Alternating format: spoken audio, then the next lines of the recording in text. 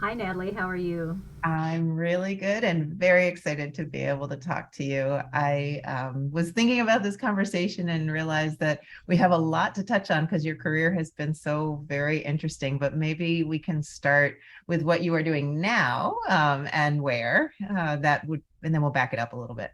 Great. Thank you so much. Thank you for inviting me.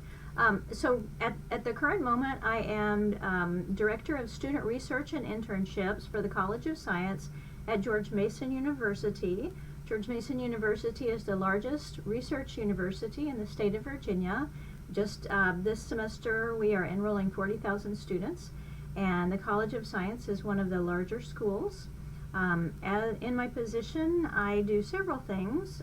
One of them, one of my favorite things, although I like the other two as well, but one of my favorite things is that I get to interact with high school students to help them figure out what to do with their senior research project. So we have students in a course called Independent Student Research, much like many of your BioBuilder students, and they are trying to figure out what to do and what they're interested in and how to do it. So I work with their teachers, and this year we have, I think, 340 plus students involved in that program. So it's so important for people like you and people like me who are really passionate about getting students engaged into research, that those opportunities are available. In the summer, well, kind of all year long, but in the summer we host students remotely and on campus for the Aspiring Scientists Summer Internship Program. So I hope that your students will look us up, and applications open in November. And we also host a community speaker series called Galileo Science Cafe, and those are also online. And you can listen to them remotely. They're about all kinds of different topics, and they'll get those wheels turning so that they can do BioBuilder projects related to what they hear. Oh, that's so wonderful. I think you touch the lives of so many next generation innovators, right? I think you really have this mission, this work that tells them that yes, they can, and here's how we can help you dream your dreams and make them happen. So that is so positive and impactful, and you're making such a good difference in the world, and it's amazing that the university invests in that. So tell me about the interactions you have at the university that allow that to happen. Right. So with the Aspiring Scientist Summer Internship Program, this program has been going on since 2007, and it was founded by three professors, among them Dr. Leota, Petricoin, and Espina. They had moved over here from the NIH, where there is a summer internship program as well, and wanted to model a program here like that. And it really took off. We have amazing faculty who do all kinds of research in just all kinds of areas, and they're very imaginative, and they love to work with really talented students to do original research with these students. And you know, they've come out with papers and patents and so forth. So I think that students find, I really appreciate BioBuilder because it does allow students to get a taste of authentic research. And you can sit in a classroom and it doesn't make you a scientist. We learn about science a lot, but really just by doing science, you really get it, and it really brings life to those lessons. It helps put things in context. It helps you remember them, and it's just so much more fun. And there's so much that a student in high school can do. They're brilliant. They care. And they just need the right tools. So I think with your approach, with our approach as well, lots of colleges and organizations do this, not just ours. But I really encourage students to seek out opportunities to engage in really authentic experiential learning. It's really, really important. It will change the way you think. It is life changing. And I will tell you, I was one of the lucky recipients of one of those high school NIH internships, and it changed my entire career trajectory. So I completely believe in that. I think BioBuilder has doubled down on that, and amazing that you have also found, a way to make that happen for so many students now. So did you have an early experience in research that led you to science? I was always one of those people that fiddled around with things and took things apart and grew things. And I think I just was a kind of a natural geek, I guess, science geek. And I just love to play with things. So I think I was kind of doing that anyway and read books and things like that. My family were happy to take me to the library and so forth. So, and they were all about growing things and fixing things anyway. We didn't have a lot of money when I was growing up, so my dad was always fixing something in our house. Um, That's so funny. Yes. yeah, Yeah, I mean, there's some advantages, right, to not being absolutely. able to get everything fixed for To you. just replace everything. Absolutely. Exactly. Yeah. Where did you grow up? Where did you I grow up grew in up in Richmond? Texas, right? So just we moved around a good bit. So I was born in East Texas and went to high school in West Texas and so forth. But so I think that was the case. But I know when I was in college, I really appreciated our professors who um, did experiential learning. My freshman year, we went out and we did surveys of desert animals and and really like did the research and so forth. And that was, here I am so many years later, I remember that. We did microbiology labs that actually were gathering evidence, and all of that was just so much more fun than just remembering what the right answer is, because it's so much more fun when nobody knows the right answer and you get to be part of finding it. So I really appreciate colleges that either incorporate that into the curriculum, or organizations and nonprofits. Citizen science, again, is another outlet for that kind of thing, where you can engage in stuff that nobody knows yet, and really, it's just transformative. Yes. It is to be part of that discovery process is so empowering, and it's really addictive, right? Once you get going on it, you're like, oh, you mean I can do this, right? It's great. Yeah, and it's such a privilege to Yeah. to be one, to find out something that nobody knows and then to share that with people. It's really quite a blessing. Very much agree. So you went to college. Where did you go and what did you study? So for my undergraduate, I went to Abilene Christian University and I studied chemistry and biology. And then I went sort of circuitously to Texas Tech University for my PhD in chemistry, mostly biochemistry. And then I went to the medical school there for a postdoc in reproductive endocrinology.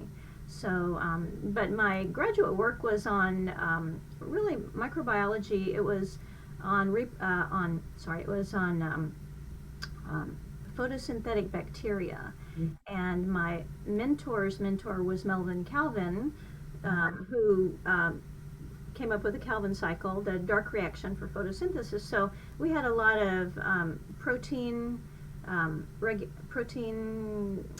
purification, and back then the chemiosmotic was a hypothesis, Oh, and trying to figure out how things got pumped. So I did a lot of work with transporters and a lot of thermodynamics and things like that. But it was actually a lot more fun than it sounds like.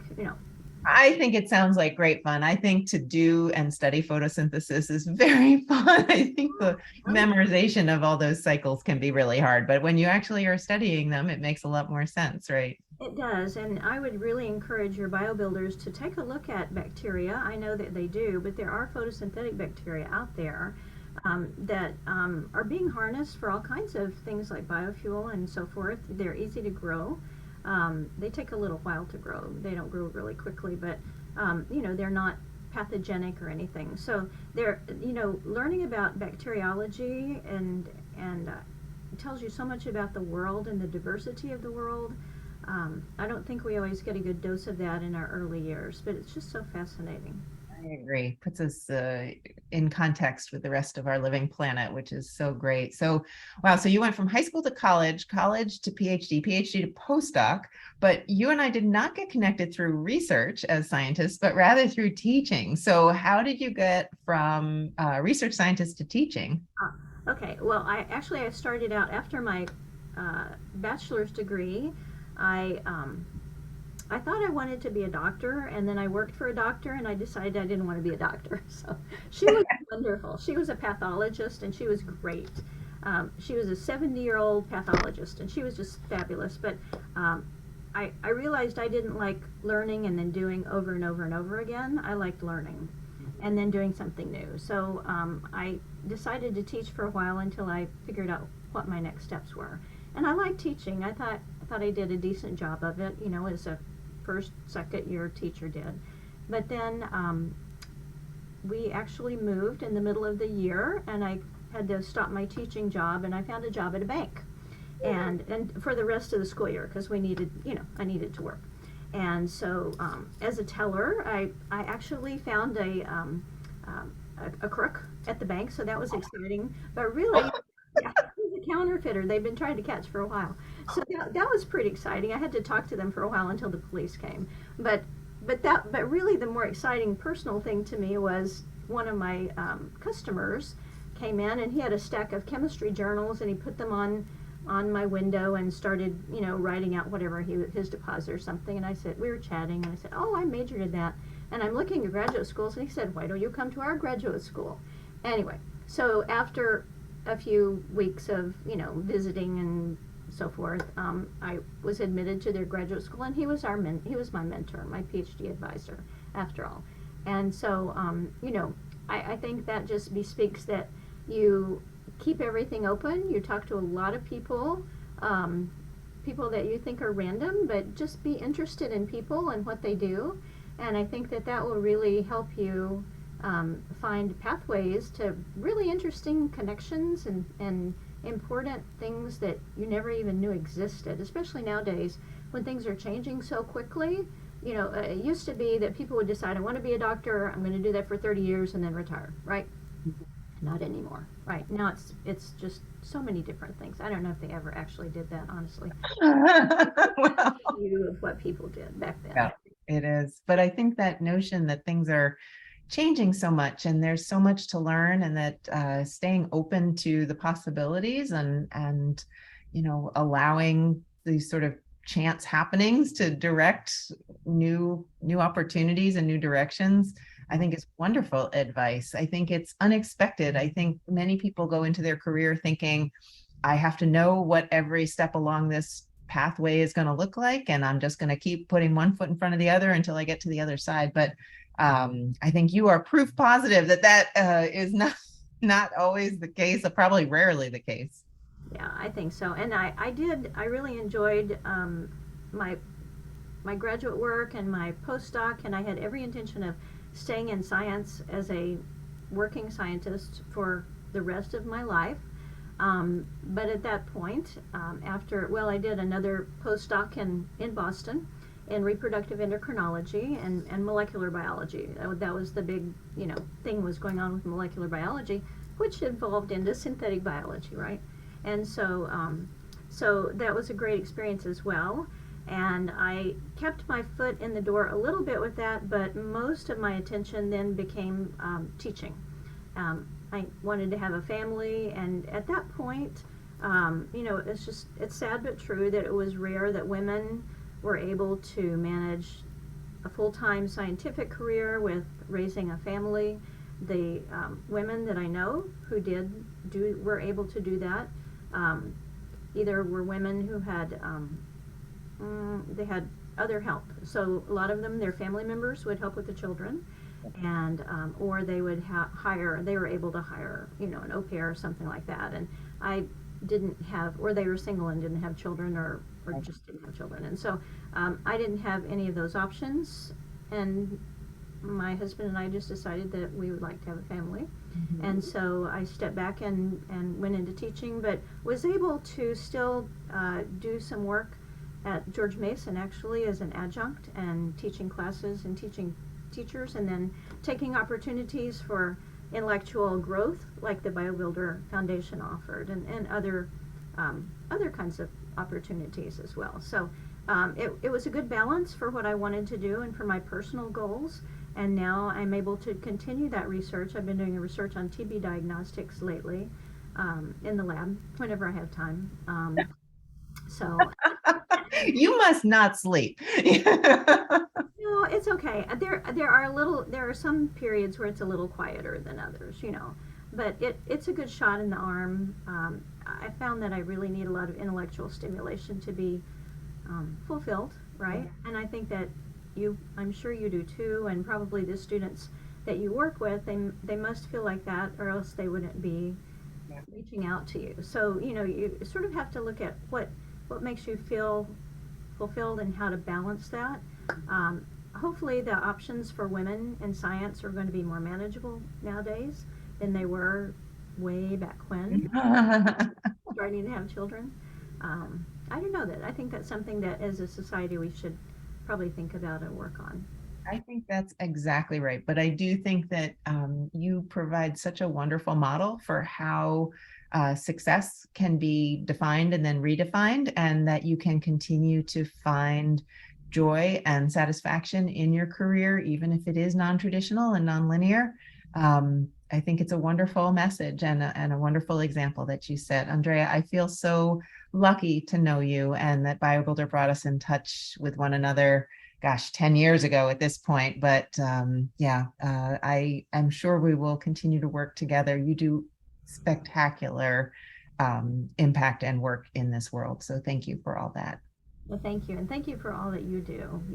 It's really been a joy to know you and work with you for many years and hear about all the great things that you're doing as well.